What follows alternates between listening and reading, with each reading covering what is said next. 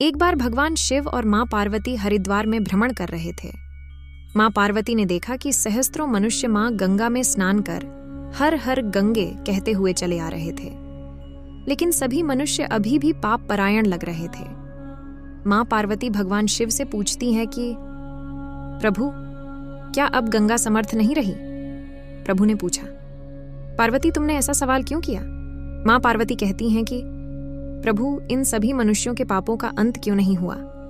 भगवान शिव मुस्कुराते हुए कहते हैं कि पार्वती, गंगा तो अभी भी सर्वसमर्थ है, लेकिन इन सभी ने पापनाशिनी गंगा में स्नान नहीं किया ही नहीं। माँ पार्वती विस्मित होकर बोली, प्रभु, अभी तो गंगा में स्नान कर इन लोगों के शरीर भी नहीं सूखे, और आप कह रहे हैं कि इन्होंने पापनाशिनी गंगा में स्नान नहीं किया।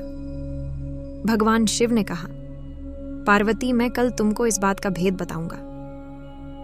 अगले दिन प्रातः बारिश होने लगी और सभी रास्ते पानी और कीचड़ से भर गए। भगवान शिव एक वृद्ध का रूप बनाकर एक गड्ढे में ऐसे बैठ गए कि मानो वह इसमें गिर गए हैं और उनसे वृद्धावस्था के कारण निकला भी नहीं जा रहा।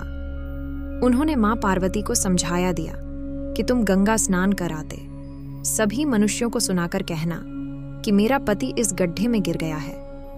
मेरे पति सर्वथा निष्पाप आत्मा है और कोई निष्पाप पुण्यात्मा है, उनको बाहर निकल सकती है।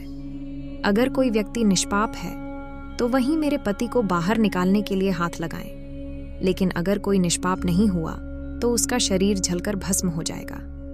माँ पार्वती अब गड्ढे के पास बैठ गई और सभी को सुनाकर कहने लगी। हर कोई सुंदर स्त्री को प्रलाप करते हुए देखकर रुक जाता। एक सुंदर स्त्री को वेदना में देख हर कोई उनकी मदद के लिए तैयार हो जाता, लेकिन जैसे ही वह वृद्ध वेशधारी भगवान शिव को बाहर निकालने के लिए हाथ बढ़ाने लगते, माता पार्वती तुरंत उन्हें टोक देती। वह कहती, मेरे पति सर्वथा निष्पाप आत्मा है और कोई निष्पाप पुण्यात्मा है, उनको बाहर निकल सकती है। अगर तुम निष्पाप हो तो मेरे पति को बाहर निकालने के लिए हाथ बढ़ाना। मैं तुम्हें पहले ही चेतावनी दे देती हूँ कि अगर तुम निष्पाप नहीं हुए तो तुम्हारा शरीर जलकर भस्म हो जाएगा। इतना सुनते ही हाथ आगे बढ़ाने वाले हाथ पीछे कर लेते, क्योंकि उनको लगता था कि हमने जीवन में कभी ना कभी तो पाप किया ही होगा। दूसरे उनके मन में आता है, इस बुढ़े के लिए क्यों अपनी जान जोखिम में डालने।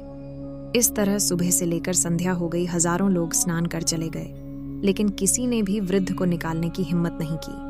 शाम के समय एक युवक हाथ में लोटा लिए वहां से गुजरा तो माँ पार्वती ने उसको भी अपनी व्यथा सुना दी। जब वह मदद करने के लिए हाथ बढ़ाने लगा तो उससे भी वही बात कही जो अब तक वहां से गुजरे हजारों लोगों को कही थी, अगर तुम सर्वथा निष्पाप हो तो ही मेरे पति को हाथ लगाना, नहीं तो तुम भस्म हो जाओगे। वह युवक बोला, माता, मैं अभी तो पतित पावनी गंगा में स्नान करके आया हूं और गंगा स्नान के पश्चात तो सभी पाप नष्ट हो जाते हैं। मैं अभी आपके पति को बाहर निकालता हूं। उसने हाथ बढ़ाकर वृद्ध के रूप में भगवान शिव के बाहर निकाल दिया। भगवान शिव और मां पार्वती ने उसको अपने वास्तविक स्वरूप के दर्शन दिए। भगवान शिव बोले कि देखो पार्वती, हजारों लोगों में से केवल इस युवक ने ही पूरी श्रद्धा से स्नान किया था कि गंगा स्नान से व्यक्ति निष्पाप हो जाता है।